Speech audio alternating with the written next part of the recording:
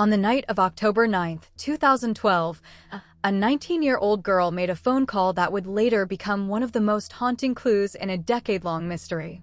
At exactly 11:45 p.m., Cara Nichols called her older brother Terry.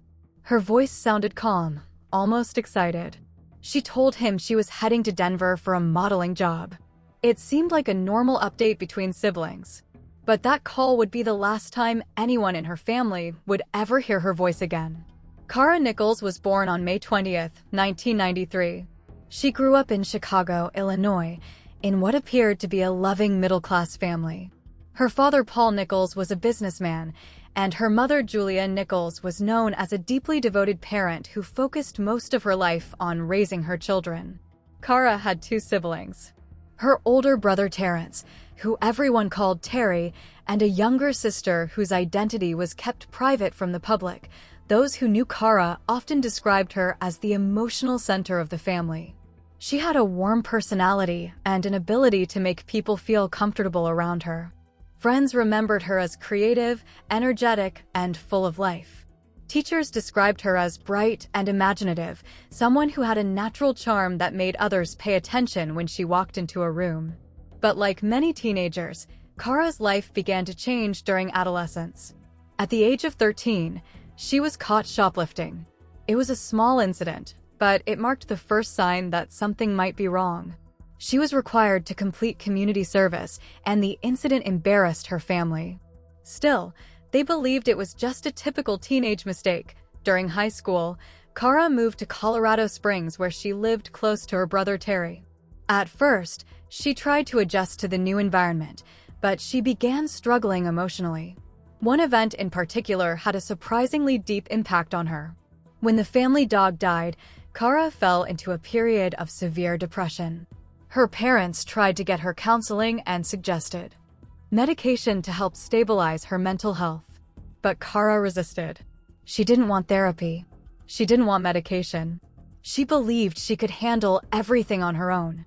Unfortunately, during this difficult time, she began experimenting with drugs. What started with occasional use slowly evolved into something far more dangerous. By the time she was in high school, Cara had started using harder substances, including heroin. Despite these struggles, Cara never completely abandoned her dreams. From a young age, she had been fascinated by the world of fashion, makeup, and modeling. She spent hours watching runway shows, studying makeup tutorials, and experimenting with different looks. Modeling became more than a hobby for her. It became an escape. Her mother later said that when Cara was modeling, it was as if she transformed into a different person. She looked confident, powerful, and free from the problems that surrounded her daily life. After finishing high school through an alternative program that allowed her to work at her own pace, Cara began trying to build a modeling career. She worked as a waitress to support herself while slowly developing a portfolio.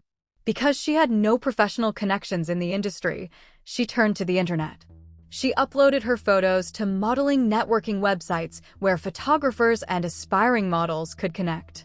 On her profile, she described herself as responsible, motivated, and passionate about modeling. At first, the opportunities were small. Some lingerie modeling shoots, occasional local gigs, and amateur photography sessions. But she hoped that one day those opportunities might grow into something bigger. However, behind the scenes, her addiction continued to control her life. In early 2012, just before turning 19, Cara lost her waitress job after her substance use began interfering with work. Without income, she struggled financially and emotionally. That summer, she returned to Chicago to stay with her parents. They hoped being back home might help stabilize her life. Her parents persuaded her to enter a rehabilitation program to treat her addiction. For a moment, it seemed like things might finally improve. But the optimism didn't last long. Cara was eventually expelled from the rehab program for not following the rules. Once again, she found herself lost, frustrated, and still battling addiction. In August 2012, she made a decision. She returned to Colorado Springs, determined to start over again. There she reconnected with friends and began trying to rebuild her life. She continued pursuing modeling work and posting online portfolios. But during this time, she also made a decision that very few people knew about. To support herself and maintain her drug habit, Cara began working as an escort. Only a few close friends were aware of this. One friend later told investigators that Cara was rarely completely sober. Instead, she used small amounts of heroin regularly to prevent withdrawal symptoms so she could continue functioning day to day. Despite everything, she still believed her modeling career might someday take off. Then came October 98. On that evening, Cara spent several hours with friends at her rented room in Colorado Springs. Two young women were seen visiting her that day. Later that night, at 11:45 p.m., she called her brother Terry. She told him she was heading to Denver for a modeling opportunity. Then she disappeared. 2 days passed with no contact. At first, Terry assumed she was busy with work or traveling. But something didn't feel right. Cara usually stayed in touch, even when things were chaotic in her life. On October 11th, Terry decided to visit her rented room. Her roommates Jeremy Swope and Archie Escobedo told him she had left for Denver on the night of October 9th. But when Terry looked inside her room, he immediately noticed something strange. Cara's makeup kit was still there. Her phone charger was still there. And $300 in cash sat untouched. For Cara, those were essential items. She never left without them. Terry knew something was wrong. Soon their parents, Paul and Julia, traveled from Chicago to Colorado to help search for their daughter. On October 14th, the family officially reported Cara missing. Unfortunately, the initial police response was slow. Authorities noted that Cara was an adult and had a history of drug use. Some investigators suggested she might simply be traveling or avoiding contact. But her family refused to believe that. Weeks passed. Then months. In December 2012, investigators discovered something disturbing. A photo of Cara appeared on an escort website advertisement. For a moment, it seemed possible she was still alive. But digital tracking soon revealed the truth. Someone had used her photos without permission. She was not connected to the ad. The investigation continued slowly until February 2013, when a detective named Tammy Tadlock took over the case. Detective Tadlock noticed something alarming. Two other young women who had used the same modeling website as Cara had also gone missing. This raised concerns that predators might be targeting inexperienced models through online platforms. Investigators began examining Cara's phone records. One number appeared repeatedly during the final hours before her disappearance. The number belonged to a man named Joel Hollendorfer. Joel was born in 1975 and had a long criminal record involving theft, harassment, and drug-related offenses. He was married and had children, but his marriage was unstable due to addiction and repeated encounters with escorts.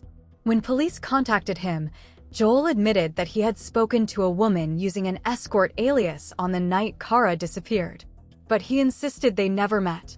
According to him, they texted and talked but never agreed on a location. However, investigators had another piece of evidence. Cell phone geolocation data. Using location records from Cara's phone, analysts mapped her final movements on the night she disappeared. The phone traveled toward an intersection near Goodman Road and Black Forest Road. That location was only about a minute away from Joel's parents' property. Suddenly, the investigation had a possible suspect. In 2014, authorities obtained a search warrant to examine the land owned by Joel's parents. Ground-penetrating radar revealed several disturbed areas in the soil. But at the time, none of those locations were excavated. Without physical evidence, the case stalled once again. Years passed. Cara Nichols became another name on the list of unsolved disappearances. Then in 2022, nearly 10 years later, investigators found a crucial witness: Joel's ex-wife Christina. She had previously refused to cooperate with investigators. But during a meeting with federal agents, she finally revealed something shocking. In 2014, Joel confessed to her that he had accidentally killed a sex worker during a sexual encounter involving drugs. He told her the woman had died, and he panicked. He buried her body on his parents' property. Specifically, he said he placed the body beneath the grave of a horse. Armed with this information, authorities returned to the property. When questioned again, Joel denied everything. But during a separate interview, his mother Betty contradicted him. She pointed to a location on the property and said it was the burial site of her horse named Milo. Investigators began digging. Less than 3 feet underground, they discovered human remains. Forensic testing later confirmed the remains belonged to Cara Nichols. After nearly a decade, her family finally had an answer. The autopsy revealed high levels of heroin in her system, along with damage to several organs. However, due to decomposition, the exact cause of death could not be conclusively determined. Prosecutors believed Joel had strangled her. The defense argued that she had died from an accidental overdose during consensual activity. Joel Hollendorfer was arrested and charged with second-degree murder and tampering with evidence. The trial began on June 10, 2023. In the courtroom, prosecutors showed the jury 2 powerful images. First, Cara's high school graduation photo. Then, photographs of the garbage bags containing her remains. The contrast was devastating. Witness after witness testified, including family members, investigators, and forensic experts. Joel's ex-wife described his confession in detail. Experts explained that Cara's tolerance to heroin made a fatal overdose less likely. After nearly 2 weeks of testimony, the jury deliberated. 5 hours later, they returned their verdict. Joel Hollendorfer was found guilty of manslaughter, not murder.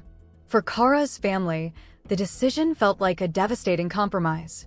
On August 31, 2023, Joel was sentenced to 24 years in prison. Cara's mother stood in court and described the unbearable pain of waiting 10 years to learn what happened to her daughter. The family promised they would attend every parole hearing to ensure Joel remained behind bars. They also spoke publicly about something else. They wanted the world to remember Cara not as a statistic, not as an addict, and not as an escort, but as a young woman with dreams. A daughter, a sister. A girl who loved creativity and fashion, and whose life ended far too soon. More than a decade after she vanished into the night, the mystery of Cara Nichols finally ended beneath a horse's grave. But for her family, the loss will never truly be buried.